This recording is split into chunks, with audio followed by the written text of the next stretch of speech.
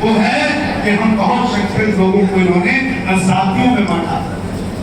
पाली भाषा पढ़िएगा, पाली भाषा में जाति का मतलब होता है जन्म लेना, लेकिन उन्होंने क्या कर दिया, एक ऊंचा है एक नीचा है, ये जाति बनाई और अलग अलग फर्जी कहानियां लिख करके जातियों का गौरव बनाया और हम लोग उसी उलझ के रह गए। हम लोग बहुजन समाज के लोग ये बहुजन शब्द माननीय साहब ने पढ़ा होगा कब लेके आए, ये 2500 वर्ष पहले बुक ने दिया है।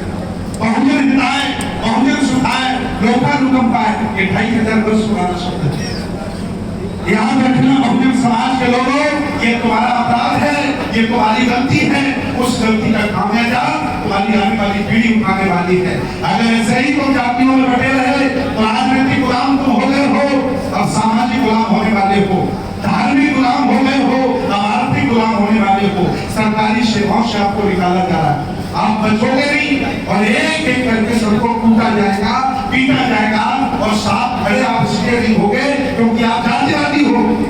मैंने पूरा देश देखा, प्रदेश देखा, दुनिया देखी, देखने के बाद मुझे समझ में आया कि हमने उत्तर प्रदेश में 4 बार सत्ता परिवर्तन किया। कितने बार किया? 4 बार सत्ता परिवर्तन किया। स्थायी रह पाया? नहीं रह पाया। दूसरों की कृपाओं पर किया। बाबा साहब आज के 50 साल पहले ये बात कहते थे कि सत्ता परिवर्तन से पहले जरूरी है व्यवस्था परिवर्तन। और आज मैं आपके गाजीपुर में सत्ता परिवर्तन का जो काम कर रहे हैं वो करते रहे। हम लोग व्यवस्था परिवर्तन के लिए आए और जब तक व्यवस्था परिवर्तन नहीं हो जाएगी हम लोग बैठने वाले नहीं है। एक आम धारणा बन गई थी इस देश भारत में कि बहुत भिक्षु बुद्धविहारों में रहते हैं, किसी का जन्म होता है तो परित्राण पाठ करते हैं, कोई मर जाता है तो परित्राण पाठ करते हैं। मैंने इस दिन को तोड़ दिया। हमने कहा कि भगवान बुद्ध कहते थे चरक भिक्खवे चारिकं, क्या कहते थे? चरक भिक्खवे चारिकं, बहुजन हिताय, बहुजन सुखाय, लोकानुकंपाय। हमने उस सूत्र को समझा और हमने कसम खाई, एक जगह रुका हुआ आदमी और एक जगह ठहरा हुआ भिक्षु दोनों सड़ जाते हैं। मैं सड़ने का काम नहीं करूंगा, पूरी दुनिया में इस बुद्ध की विचारधारा को फैलाने का काम करूंगा। मैं आपको बताना चाहता हूँ, एक दौर था कि तथागत भगवान बुद्ध से मिलने राजा प्रसेनजित होटलों के भर मिलने आते थे। एक दौर था राजा बिंबिसार होटलों के भर मिलने आता था। आज इतना हमारा नैतिक पतन हो गया है कि छोटा सा नेता हमसे मिलने नहीं आता है। हमने व्यक्ति की पूजा करके अपना दिमाग खराब कर दिया है। ये भूल गए बहुजन समाज के लोगों कि बाबा साहब हमें कह के गए थे कि व्यक्ति पूजा नहीं, हमें न्यायिक पूजा नहीं करनी है, हमें विचारधारा को आगे बढ़ाना है। बाबा साहब ने कहा था कि अगर हम न्यायिक पूजा करते रहे तो न्यायिक का ताल निकल जाएगा और लोकतंत्र खत्म हो जाएगा, संविधान तुम्हारे हाथों से चला जाएगा और तुम जहां से आए हो वहीं चले जाओगे। और लेकिन तुम वही काम कर रहे हो। हम व्यक्ति पूजक हो गए, न्यायिक पूजक हो गए, जो हमारे इस आंदोलन के लिए, इस विचारधारा के लिए घातक सिद्ध हो रहा है। हमें वो न्यायिक पूजा छोड़नी है, भक्ति छोड़नी है, हमें अनुयायी बनना है। क्या बनना है? अनुयायी बनना है मुझे।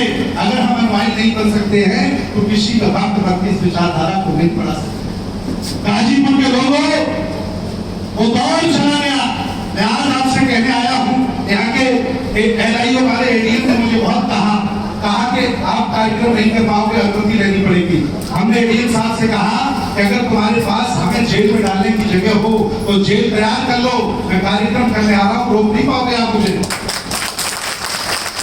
मैं आपको ध्यान बताना चाहता हूँ, गाजीपुर के राजा महाराजाओं, आज के 1000 वर्ष पहले, 1500 वर्ष पहले या और भी 2000 वर्ष पहले एक विश्वामित्र शुंग नाम का आदमी जो हमारे मौर्य साम्राज्य के अंतिम राजा का गर्दन काट देता है, कत्ल कर देता है सेना के सामने और आदेश करता है बौद्ध भिक्षुओं को काटो, और बौद्ध भिक्षु काटे जाते हैं। और वही परंपरा आज भी हमारे मंदिर में नारियल फोड़ने की परंपरा चल रही है। मैं बता देना चाहता हूँ आपको, आप हमें इतना मजबूत करिए, मैं आपको इतना मजबूत करूंगा कि पुष्पमित्र शुंग फिर हमारा कभी गला न काट पाए। अगर फिर हमारा गला काटा गया तो हम फिर बहुत पीछे चले जाएंगे। मैं आपको विश्वास दिलाना चाहता हूँ कि मैं बौद्ध भिक्षु नहीं हूँ कि कोई भी आकर के हमको मार लेगा, सता देगा। हमें मारने से पहले उसे मरना पड़ेगा, क्योंकि हम कायर नहीं है।